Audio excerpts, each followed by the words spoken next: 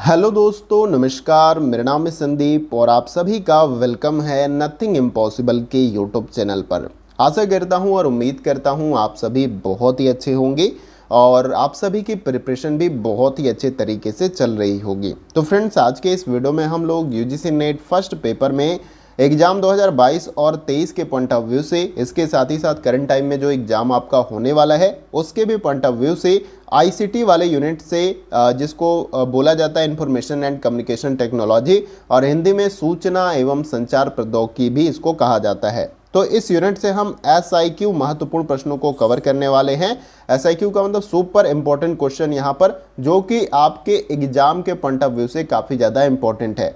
तो 25 यानी 25 प्रश्नों को हम यहाँ पर कवर करेंगे और ये पूरी तरीके से प्रैक्टिस सेट क्वेश्चन होगा। क्वेश्चन को मैं अच्छे तरीके से डिस्क्राइब भी करने का प्रयास करूंगा ताकि आपको आंसर देने में आसानी हो। तो आपको करना क्या है कि सभी प्रश्नों को अच्छे तरीके से अटेम्प्ट करना है और लास्ट में अपना स्कोर कमेंट बॉक्स में मेंशन जरूर करिएगा कि इन 25 प्रश्नों में से आपके कितने क्वेश्चन राइट हुए। और कुछ क्वेश्चन जो होंगे उनकी डिटेल्स भी मैं बताता चलूंगा, लेकिन ये पूरी तरीके से प्रैक्टिस क्वेश्चन आपका होगा। और यहाँ पर ये जो प्रश्न मैं आपको करा रहा हूँ ये काफ़ी ज़्यादा इंपॉर्टेंट है आपके एग्जाम के दृष्टि से। तो एक भी प्रश्न आपको छोड़ना नहीं है, सारे प्रश्नों को अच्छे तरीके से अटेम्प्ट करना है। कोई प्रश्न समझ में नहीं आए तो आप कमेंट बॉक्स में मुझे मेंशन करके बता सकते हैं। इसके साथ ही साथ हम वीडियो को कंटिन्यूअस जो है ले चलेंगे। आपको लगे कि वीडियो फास्ट चल रही है तो आप स्लो करके भी देख सकते हैं और इसे फास्ट करके भी देख सकते हैं और वीडियो को पॉज करके प्रश्नों को इत्मीनान से पढ़ के जो है अपना आप जवाब दे सकते हैं। तो चलिए फ्रेंड, वीडियो को स्टार्ट करते हैं। देखिए, यहाँ पर सबसे पहला जो क्वेश्चन आपको स्क्रीन पे दिख रहा है, इसमें पूछा जा रहा है कि कंप्यूटर के संबंध में निम्नलिखित में से कौन सा समूह केवल वोलेटाइल मेमोरी का है। तो इसके बारे में मैंने कई बार आपको बता रखा है वोलेटाइल मेमोरी किसे कहते हैं। तो आप सभी इस क्वेश्चन का जवाब जो है कमेंट बॉक्स में ज़रूर दीजिए कि यहाँ पर वोलेटाइल मेमोरी का कौन सा एग्जाम्पल है।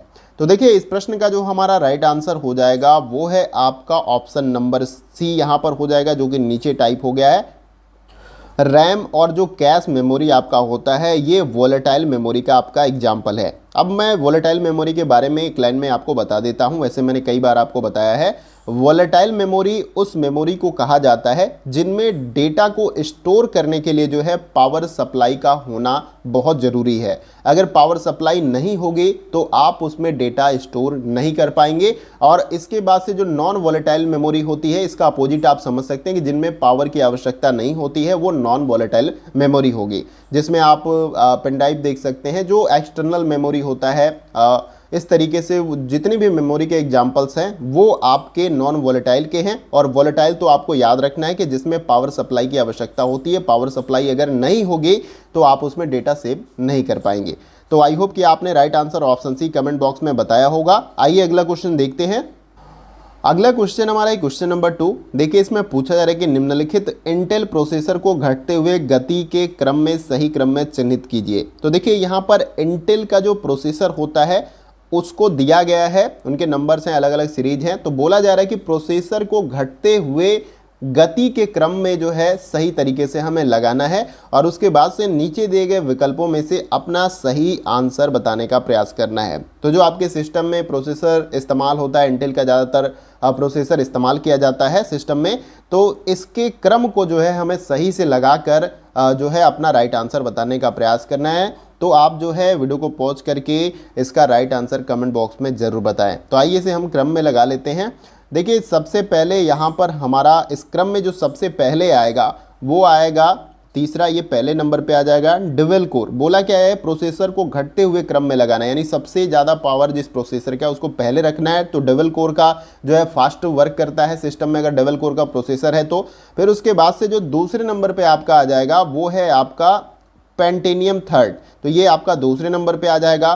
फिर तीसरे नंबर पे आपका आ जाएगा 80,486 आ जाएगा। फिर चौथे नंबर पे आपका यहाँ पर आ जाएगा 8085। तो इस प्रकार से ये क्रम आपका होगा जो कि ऑप्शन बी में यहाँ पर दिया गया है, जो कि हमारा राइट आंसर हो जाएगा। तो अगर आपने ऑप्शन बी राइट आंसर बताया तो ये आपका सही आंसर हो जाएगा। और ये प्रश्न जो है नवंबर 2021 के परीक्षा में पूछा जा चुका है यूजीसी नेट के एग्जाम में। तो कुछ क्वेश्चन ऐसे भी मैंने इसमें शामिल किए हैं जो प्रीवियस ईयर में पूछे जा चुके हैं। आइए अगला क्वेश्चन देखते हैं। अगला क्वेश्चन हमारा क्वेश्चन नंबर 3। देखिए इसमें पूछा जा रहा है कि नीचे दो कथन दिए गए हैं, ये कथन वाला क्वेश्चन है। कथन 1 यहाँ पर दिया गया है, कथन 2 यहाँ पर दिया गया है, दोनों को पढ़ना होगा अच्छे तरीके से।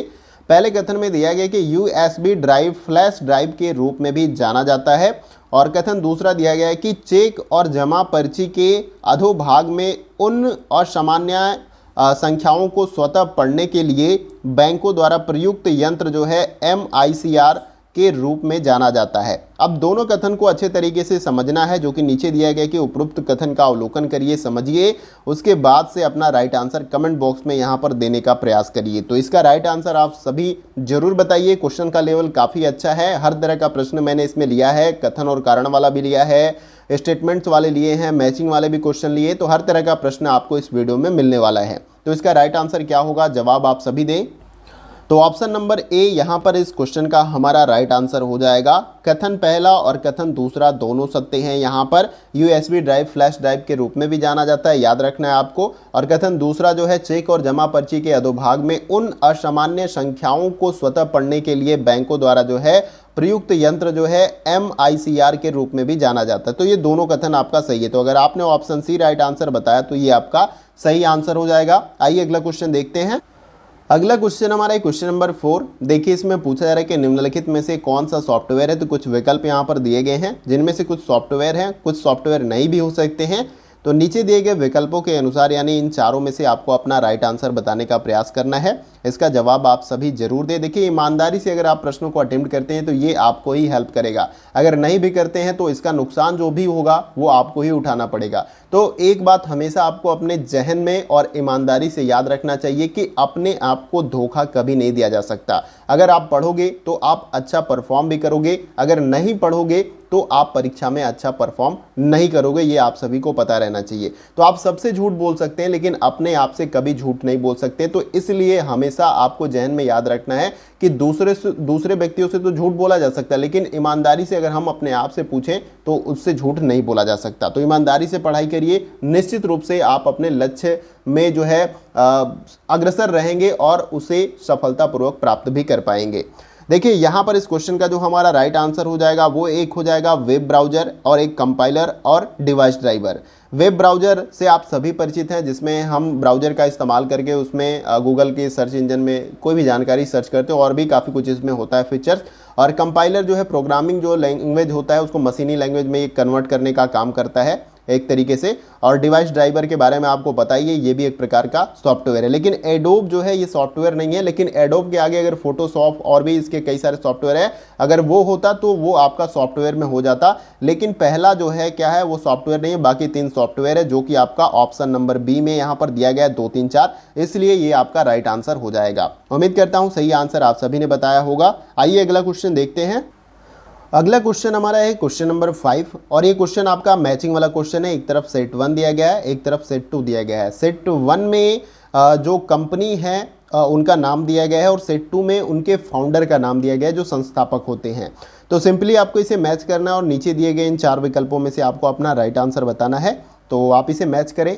आइए हम इसे मैच करते हैं। देखिए यहाँ पर जो एप्पल इंक दिया गया है वो किसके साथ मैच आपका हो जाएगा, तो एप्पल इंक आप जो है ऑप्शन यहाँ पर 2 के साथ मैच हो जाएगा। स्टीव जॉब के द्वारा जो है एप्पल इंक को फाउंड किया गया था, इसके संस्थापक हैं। और उसके बाद से बी जो माइक्रोसॉफ्ट इंक दिया गया है वो आपका तीसरे के साथ मैच हो जाएगा। बिल गेट्स जो है इसके संस्थापक हैं।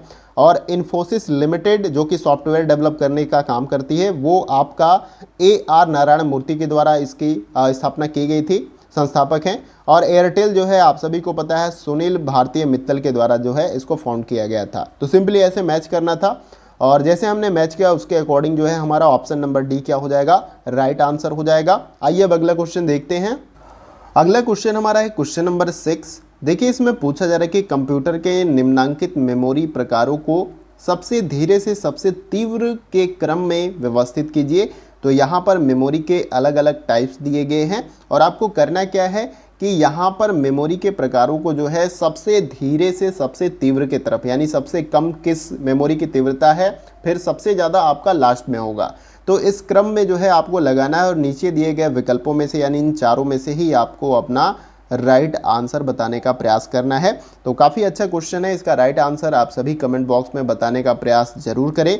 देखिए यहाँ पर ये जो क्रम हमारा होगा वो है आपका ऑप्शन नंबर सी का जो क्रम हमारा होगा। सबसे पहले नंबर पे आपका CD रोम आएगा, फिर दूसरे नंबर पे आपका आ जाएगा हार्ड डिस्क, फिर उसके बाद से तीसरे नंबर पे आपका आ जाएगा रैम, चौथे नंबर पे आपका आ जाएगा कैश मेमोरी और पांचवें नंबर पे आपका आ जाएगा रजिस्टर। तो ये जो है धीरे से सबसे तीव्र का क्रम जो है मेमोरी के प्रकारों में, ये आपको याद रखना है और ये क्रम आपका हो जाएगा ऑप्शन नंबर सी। तो ऑप्शन नंबर सी अगर आपने राइट लगाया तो ये आपका सही आंसर हो जाएगा। आइए अगला क्वेश्चन देखते हैं। अगला क्वेश्चन हमारा है क्वेश्चन नंबर 7। देखिए ये कथन वाला क्वेश्चन है। पहले कथन में दिया गया है कि CPU द्वितीयक मेमोरी से सॉफ्टवेयर को प्रत्यक्ष कार्यान्वित करता है। कथन दिया गया है कि वह सॉफ्टवेयर मुक्त स्रोत सॉफ्टवेयर कहलाता है जिसे इंटरनेट से डाउनलोड किया जा सके। अब उपयुक्त कथन का अवलोकन करना है, अच्छे तरीके से समझना है, उसके बाद से ही आपको अपना राइट आंसर कमेंट बॉक्स में बताने का प्रयास करना है। देखिए यहाँ पर इस क्वेश्चन का जो हमारा राइट आंसर हो जाएगा वो है आपका ऑप्शन नंबर बी, यहाँ पर राइट आंसर हो जाएगा। कथन पहला और कथन दूसरा दोनों असत्य है। कथन पहले में देखिए बताया गया है कि CPU द्वितीयक मेमोरी से सॉफ्टवेयर को प्रत्यक्ष कार्यान्वित करता है, ये गलत है। CPU जो है, जो प्राथमिक मेमोरी होती है उससे सॉफ्टवेयर को जो है प्रत्यक्ष रूप से कार्यान्वित करती है, न कि द्वितीयक मेमोरी से। तो ये इसलिए आपका गलत हो गया। कथन दूसरे में दिया गया कि वह सॉफ्टवेयर जो मुक्त स्रोत सॉफ्टवेयर कहलाते हैं जिसे इंटरनेट से डाउनलोड किया जा सके। ऐसा नहीं, मुक्त स्रोत सॉफ्टवेयर उसे कहते हैं जिसमें कोई भी व्यक्ति कस्टमाइजिंग या कुछ भी चीज़ें कर सकते हैं। जैसे विकिपीडिया है जिसमें कोई भी व्यक्ति कुछ भी जो उसमें आर्टिकल या कुछ भी तथ्य लिखे गए हैं उसमें लिख सकता है, तो उसे हम मुक्त स्रोत सॉफ्टवेयर कहते हैं।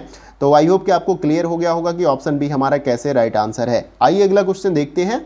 अगला क्वेश्चन हमारा क्वेश्चन नंबर 8। अभी विकिपीडिया की हम बात कर रहे थे तो विकी के संदर्भ में ही ये क्वेश्चन है। विकी के संबंध में कौन सा कथन सत्य है? कुछ स्टेटमेंट्स दिए गए हैं जिनको पढ़ना है और नीचे दिए गए विकल्पों में से जो है हमें अपना राइट आंसर बताना है। तो आप सभी राइट आंसर जरूर बताएं। देखिए यहाँ पर विकिपीडिया या विकी के संदर्भ में जो है आपका ये तीनों सही होगा। पहला जो है विकी पृष्ठों का दुरुपयोग रोकने के लिए मॉडरेटर इसे लॉक कर सकता है। जो मॉडरेटर होता है, पृष्ठ जो होता है विकिपीडिया का, उसे वो लॉक कर सकता है अगर इसका दुरुपयोग हो रहा है तो।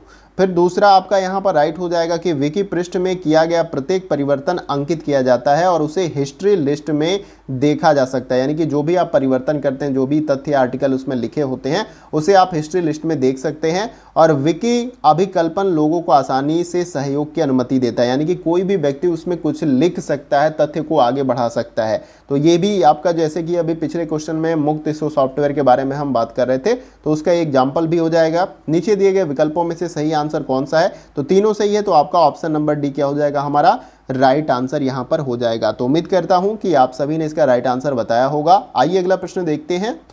अगला क्वेश्चन हमारा है क्वेश्चन नंबर 9 और ये मैचिंग वाला आपका क्वेश्चन है। एक तरफ सेट 1 में डिजिटल पहलें दी गई हैं, तो ये जो डिजिटल पहल है वो उच्च शिक्षा के संबंध में जो है ये डिजिटल पहलें हैं, और सेट 2 में उसका प्रायोजन दिया गया है कि किस प्रकार से इसका प्रायोजन किया गया है। और नीचे दिए गए विकल्पों में से आपको अपना राइट आंसर बताना है, तो आप इसे मैच करके अपना राइट आंसर जरूर बताएं।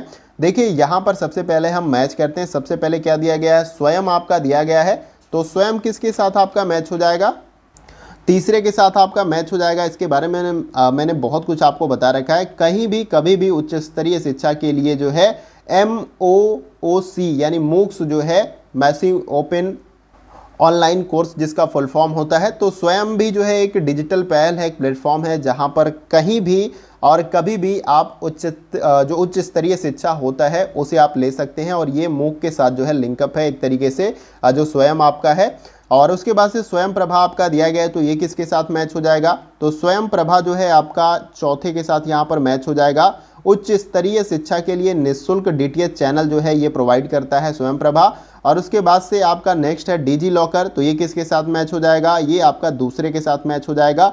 भौतिक अवस्थिति से असंयुक्त वैयक्तिक ई दस्तावेजों का भंडारण और उपलब्धता ही डिजी लॉकर है आपका। और NAD ये किसके साथ मैच हो जाएगा? तो ये आपका पहले के साथ मैच हो जाएगा। शैक्षिक अधिनिर्णयों यथा उपाधियों, अंक पत्रों आदि की ऑनलाइन उपलब्धता और भंडारण जो है NAD के द्वारा किया जाता है। तो सिंपली जैसे हमने मैच किया उसके अकॉर्डिंग जो हमारा राइट आंसर हो जाएगा वो है आपका ऑप्शन नंबर ए। तो अगर आपने option number A right answer बताया है तो ये आपका सही आंसर हो जाएगा। आइए अगला क्वेश्चन देखते हैं। अगला क्वेश्चन हमारा है क्वेश्चन नंबर 10। देखिए इसमें पूछा जा रहा है कि CDMA का फुल फॉर्म क्या है, तात्पर्य क्या है। फुल फॉर्म से कई सारे क्वेश्चन पूछे जाते हैं। तो देखिए यहाँ पर इस क्वेश्चन का जो हमारा राइट आंसर हो जाएगा वो है आपका ऑप्शन नंबर बी। यहाँ पर कोड डिवीजन मल्टीपल एक्सेस जो है CDMA का फुल फॉर्म होता है, इसे आपको याद रखना है। आइए अगला क्वेश्चन देखते हैं। अगला क्वेश्चन हमारा है क्वेश्चन नंबर 11। देखिए इसमें पूछा जा रहा है कि डिस्प्ले टेक्नोलॉजी में CRT का तात्पर्य क्या होता है, ये आपको बताने का प्रयास करना है। फुल फॉर्म बेसिकली यहाँ पर पूछा जा रहा है इसका, तो इसका राइट आंसर आप सभी जरूर बताएं। यहाँ पर इस क्वेश्चन का जो हमारा राइट आंसर हो जाएगा वो है आपका ऑप्शन नंबर सी। यहाँ पर cathode ray tube, display technology में CRT का जो फुल फॉर्म होता है कैथोड रे ट्यूब, ये आपको याद रखना। इंग्लिश में भी ऐसे लिख के आएगा और हिंदी में है चूंकि, तो ये आपको क्लियरली समझ लेना है। तो आई होप कि आप सभी ने राइट आंसर जो है ऑप्शन सी बताया होगा। आइए अगला क्वेश्चन देखते हैं। अगला क्वेश्चन हमारा है क्वेश्चन नंबर 12। देखिए ये कथन वाला क्वेश्चन है, दो कथन दिए गए हैं। पहले कथन में है कि हार्ड डिस्क एक प्राइमरी मेमोरी होती है। कथन दूसरा दिया गया कि सामान्यतः पेन ड्राइव की स्टोरेज क्षमता हार्ड डिस्क से अधिक होती है। अब उपयुक्त कथनों का अवलोकन करना है, यानी कि आपको समझना है, उसके बाद से इन अच्छे 4 विकल्पों में से एक सही विकल्प का आपको चुनाव करना है और इसका राइट आंसर आप जरूर बताएं। देखिए यहाँ पर इस क्वेश्चन का जो हमारा राइट आंसर हो जाएगा वो है आपका ऑप्शन नंबर बी। कथन पहला और कथन दूसरा दोनों गलत है। कैसे गलत है देखते हैं। देखिए हार्ड डिस्क एक प्राइमरी मेमोरी होती है, ये आपका पूरी तरीके से गलत हो जाएगा। जो आपका एक्सटर्नल जितनी भी मेमोरी के डिवाइस होती हैं या एग्जाम्पल, वो सभी जो है प्राथमिक मेमोरी नहीं, वो द्वितीयक मेमोरी के अंतर्गत आती हैं। प्राथमिक मेमोरी के अंतर्गत रैम, रोम, ये कैश मेमोरी, ये सारा कुछ आपका आता है प्राथमिक मेमोरी के अंतर्गत। तो ये आपका समझ में आ गया कि कैसे गलत है। फिर दूसरा आपका दिया गया कि सामान्यतः पेन ड्राइव की स्टोरेज क्षमता हार्ड डिस्क से अधिक होती है, गलत है। पेन ड्राइव की क्षमता जो है हार्ड डिस्क से नहीं अधिक होती है। हार्ड डिस्क आपका 500 GB 1 TB यानी 1 टेराबाइट आपका आता है, जबकि पेन ड्राइव में आपको 64 128 GB 214 इस तरीके से मिल जाएगा, लेकिन 1 TB का पेन ड्राइव आपने नहीं देखा होगा। तो ये भी जो है आपका पूरी तरीके से गलत है, जो कि आपका ऑप्शन बी हमारा राइट आंसर हो जाएगा। आइए अगला क्वेश्चन देखते हैं। अगला क्वेश्चन हमारा क्वेश्चन नंबर 13 और ये मैचिंग वाला क्वेश्चन है। सेट 1 में मत दिया गया है, सेट 2 में उदाहरण दिया गया है। तो आपको इसे मैच करना और नीचे दिए गए इन 4 विकल्पों में से आपको अपना राइट आंसर बताना है। देखिए हम फास्ट वे में चल रहे हैं, लेकिन आपको वीडियो को पॉज करके क्वेश्चन को सॉल्व करके इत्मीनान से अपना राइट आंसर बताना है। सबसे पहले इसमें दिया गया वेब 2.0 एप्लीकेशन, तो ये किसके साथ आपका मैच हो जाएगा, तो ये आपका तीसरे के साथ मैच हो जाएगा। यहाँ पर ब्लॉग और ट्विटर इसका एग्जाम्पल है आपका वेब 2.0 एप्लीकेशन। उसके बाद से आपका बी दिया गया है सर्च इंजन, तो ये जो है आपका चौथे के साथ यहाँ पर मैच हो जाएगा। गूगल और याहू ये सर्च इंजन के एग्जाम्पल है जिसमें आप कोई भी जानकारी सर्च करते हैं। फिर सी दिया गया सिस्टम सॉफ्टवेयर, तो इसका एग्जाम्पल आपका क्या हो जाएगा, तो इसका एग्जाम्पल जो है आपका विंडो 8 iOS, ये सिस्टम सॉफ्टवेयर के एग्जाम्पल है। विंडो 8 का भी इस्तेमाल आप कंप्यूटर में करते हैं। iOS जो है एप्पल का जो भी आपका कंप्यूटर है या उनके मोबाइल, उसमें iOS ऑपरेटिंग सिस्टम इस्तेमाल होता है। फिर उसके बाद से लास्ट में है हाई लेवल लैंग्वेज, तो ये जो है आपका C++ और जावा जो होते हैं वो हाई लेवल लैंग्वेज होते हैं जिसमें प्रोग्रामिंग किया जाता है। तो आई होप कि आपको क्लियर हुआ होगा और जैसे हमने मैच किया उसके अकॉर्डिंग जो हमारा राइट आंसर हो जाएगा वो है आपका ऑप्शन नंबर बी। तो ऑप्शन नंबर बी हमारा राइट आंसर है। आइए अगला क्वेश्चन देखते हैं। अगला क्वेश्चन हमारा है क्वेश्चन नंबर 14। देखिए इसमें पूछा जा रहा है कि निम्नलिखित में से, ये थोड़ा सा क्रॉस हो गया है, निम्नलिखित में से सही युग्म की पहचान करें। तो इन चारों में से एक ऐसा युग्म है जो सही है, बाकी गलत है, लेकिन सही का आपको चुनाव करना है और अपना राइट आंसर बताना है। देखिए यहाँ पर इस क्वेश्चन का जो हमारा राइट आंसर हो जाएगा वो है आपका ऑप्शन नंबर डी। उबंटू जो है ऑपरेटिंग सिस्टम है, ये आपको याद रखना है। बाकी यहाँ पर जो तीनों दिया गया विकल्प वो आपका गलत हो जाएगा। जैसे AVI जो है फाइल ट्रांसफर प्रोटोकॉल नहीं होता है।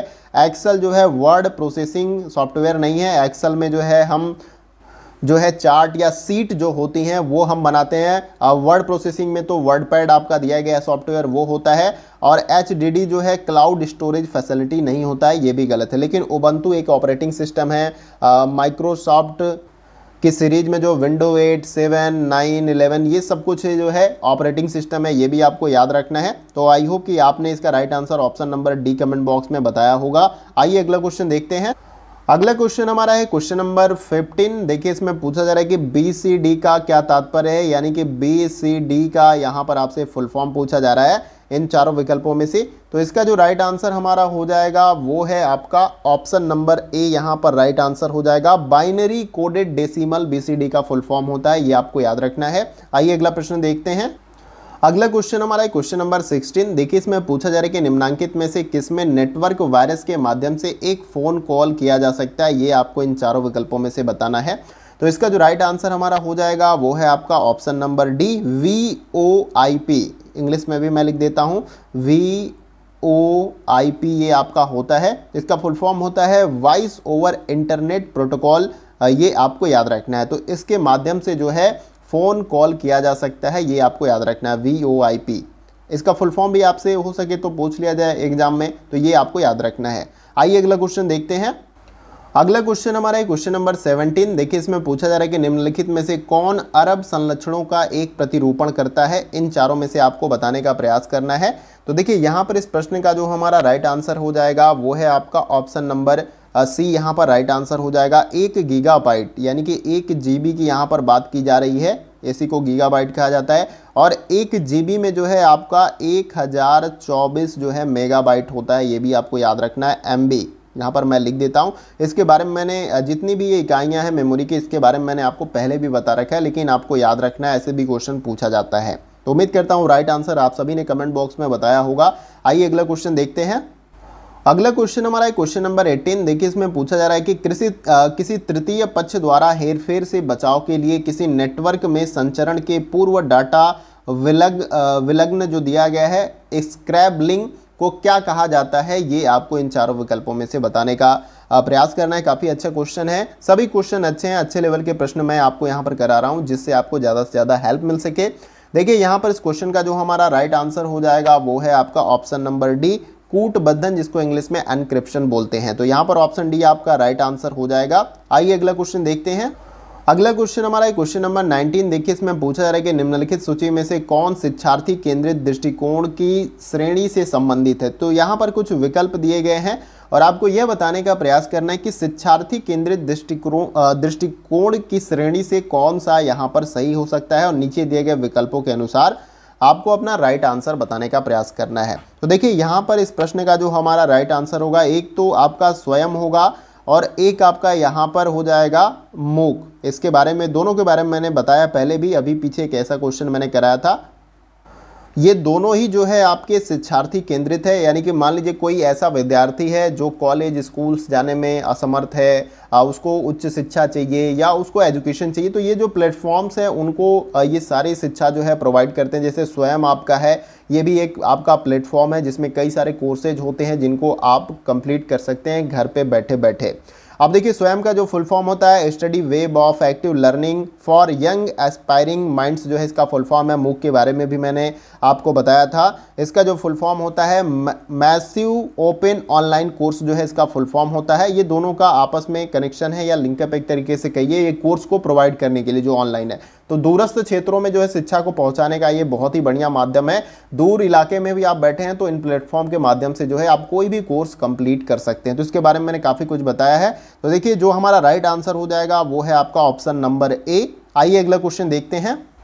अगला क्वेश्चन हमारा है क्वेश्चन नंबर 20। देखिए इसमें पूछा जा रहा है, कि कंप्यूटर से संबंधित गतिविधियों में वुर्म का पूर्ण रूप क्या है, ये आपको इन चारों विकल्पों में से बताने का प्रयास करना है। देखिए यहाँ पर इस प्रश्न का जो हमारा राइट आंसर हो जाएगा वो है आपका ऑप्शन नंबर डी, यहाँ पर राइट आंसर हो जाएगा। राइट वंस रीड मेनी जो है यहाँ पर वुर्म का जो है पूर्ण रूप है, ये आपको याद रखना है। वुर्म जो है एक प्रकार का कंप्यूटर वायरस होता है जो काफ़ी खतरनाक होता है। ये जो है अपनी खुद की कॉपी बना लेता है और दूसरे कंप्यूटर में अपने आप को स्प्रेड करता है, काफ़ी ज़्यादा ये सिस्टम में प्रॉब्लम क्रिएट कर सकता है। तो याद रखना है वुर्म एक कंप्यूटर वायरस है। इसका पूर्ण रूप अगर आपसे पूछा जाए तो राइट वंस रीड मेनी जो है इसका फुल फॉर्म होता है, ये आपको याद रखना है। आइए अगला क्वेश्चन देखते हैं। अगला क्वेश्चन हमारा है क्वेश्चन नंबर 21। देखिए इसमें पूछा जा रहा है कि निम्नलिखित संग्रहण डिवाइसों पर विचार कीजिए और इन्हें संग्रहण क्षमता के आरोही क्रम में व्यवस्थित कीजिए और विकल्प का चुनाव करिए। यानी इन चारों विकल्पों में से आपको अपना राइट आंसर बताने का प्रयास करना है। याद रहे आपको इनकी संग्रहण क्षमता के अनुसार आरोही क्रम में व्यवस्थित करना है। आरोही क्रम का मतलब बढ़ते हुए क्रम, अवरोही क्रम का मतलब घटते हुए क्रम। तो आई होप कि आपको क्लियर हो गया होगा और राइट आंसर आप सभी कमेंट बॉक्स में बताएंगे। तो देखिए यहाँ पर सबसे पहले इस क्रम में आपका जो होगा वो आ जाएगा, पहला हार्ड डिस्क होगा, फिर उसके बाद से जो आएगा आपका दूसरे नंबर पे सीडी रोम नहीं आपका होगा, डीवीडी रोम हो जाएगा आपका दूसरे नंबर पे, और तीसरे नंबर पे आपका आ जाएगा यहाँ पर सीडी रोम, क्योंकि हार्ड डिस्क में ज़्यादा डेटा आप स्टोर कर सकते हैं। फिर डीवीडी है आपका जिसमें ज़्यादा डाटा आप स्टोर कर सकते हैं। उसके बाद से सीडी रोम आपका आता है जिसमें, तो ये आपका क्या है, तो यहाँ पर हमारा जो राइट आंसर हो जाएगा वो है आपका ऑप्शन नंबर डी। आई होप कि आप सभी ने राइट आंसर बताया होगा। आइए अगला क्वेश्चन देखते हैं। अगला क्वेश्चन हमारा है क्वेश्चन नंबर 22। देखिए इसमें पूछा जा रहा है कि निम्नलिखित में से कौन सा ईमेल के संदर्भ में अनुपयुक्त है, यानी अनुपयुक्त विकल्प का हमें चुनाव करना है, वो भी ईमेल के संदर्भ में। देखिए यहाँ पर इस क्वेश्चन का जो हमारा राइट आंसर हो जाएगा वो है आपका ऑप्शन नंबर ए। यह कंप्यूटर नेटवर्क पर भेजा गया एक पत्र है। ये कंप्यूटर नेटवर्क पर भेजा गया पत्र नहीं होता है, ये इंटरनेट के द्वारा जो है ईमेल भेजा जाता है दूसरे व्यक्ति के ईमेल पे। तो यहाँ पर जो है ये वाला जो विकल्प है वो पूरी तरीके से अनुपयुक्त है। बाकी यह आयाचित संदेशों को भेजने में प्रयुक्त हो सकता है। ईमेल मंत्र गति वाले मेल होते हैं और ईमेल पते में डोमेन का नाम शामिल होता है, इसलिए ये सही एड्रेस पे या सही ईमेल आईडी जिस पर आप भेजना चाहते हैं वहां पर पहुंच पाता है। बस ऑप्शन ए जो है आपका अनुपयुक्त है, बाकी आपका सही है। तो यहाँ पर जो है ऑप्शन ए हमारा राइट आंसर है। आइए अगला क्वेश्चन देखते हैं। अगला क्वेश्चन हमारा है क्वेश्चन नंबर 23। देखिए इसमें पूछा जा रहा है कि भारत जैसे विकासशील देशों में निम्नलिखित में से कौन सा कंप्यूटर आधारित ये जो परीक्षण लिखा गया है, परीक्षण आप एक तरीके से इसको देख सकते हैं, टाइप मिस्टेक है, के संदर्भ में चुनौतियों का परिसूचक है। ये आपको इन चारों विकल्पों में से बताने का प्रयास करना है। देखिए यहाँ पर इस क्वेश्चन का जो हमारा राइट आंसर हो जाएगा वो है आपका ऑप्शन नंबर डी। यहाँ पर दूरस्थ स्थानों में कंप्यूटर और विद्युत की उपलब्धता नहीं है, जिसके वजह से ये एक चुनौतीपूर्ण जो है कार्य है या इसका परिसूचक है जो कि पूछा गया है यहाँ पर। भारत जैसे विकासशील देशों में इन सभी विकल्पों में से कौन सा कंप्यूटर आधारित परीक्षण के संदर्भ में चुनौती का परिसूचक है। तो जाहिर सी बात है कि हमारे देश के अंदर बहुत सारे ऐसे क्षेत्र हैं जहां पर अभी भी कंप्यूटर और विद्युत की उपलब्धता नहीं है, तो ये जो है चुनौती का परिसूचक है, याद रखना है ऑप्शन नंबर डी। आइए अगला क्वेश्चन देखते हैं। अगला क्वेश्चन हमारा है क्वेश्चन नंबर 24। देखिए इसमें पूछा जा रहा है कि डिजी लॉकर के संबंध में निम्नलिखित में से कौन सा कथन सही है। तो यहाँ पर कुछ स्टेटमेंट्स दिए गए हैं डिजी लॉकर के संदर्भ में और सही विकल्प का आपको चुनाव करना है इन चारों विकल्पों में से। तो देखिए डिजी लॉकर के संबंध में जो हमारा सही विकल्प होगा वो है आपका पहला और उसके बाद से तीसरा। यह डिजिटल इंडिया कार्यक्रम के अंतर्गत सरकार द्वारा प्रस्तावित एक डिजिटल लोकल प्रणाली है जिसमें आप अपने डॉक्यूमेंट और जो भी डेटा है आप रख सकते हैं डिजिटल लॉकर में। फिर उसके बाद से है तीसरा, चाहे भौतिक अवस्थिति कुछ भी हो, इसके माध्यम से उपयोगकर्ता का ई प्रलेखों तक पहुंच संभव होता है। याद रखना है आपको, चाहे भौतिक अवस्थिति कुछ भी हो, कहीं भी होता है व्यक्ति। भौतिक अवस्थिति का मतलब कि वो दिल्ली हो, मुंबई हो, आगरा हो या देश के किसी भी कोने में हो, वो अपने प्रलेखों को जो ई प्रलेख है उनको ईजिली एक्सेस कर पाएगा डिजी लॉकर के माध्यम से। तो ये पहला और आपका यहाँ पर तीसरा सही है, जो कि आपका यहाँ पर ऑप्शन नंबर बी में दिया गया है, इसलिए ऑप्शन नंबर बी हमारा राइट आंसर है।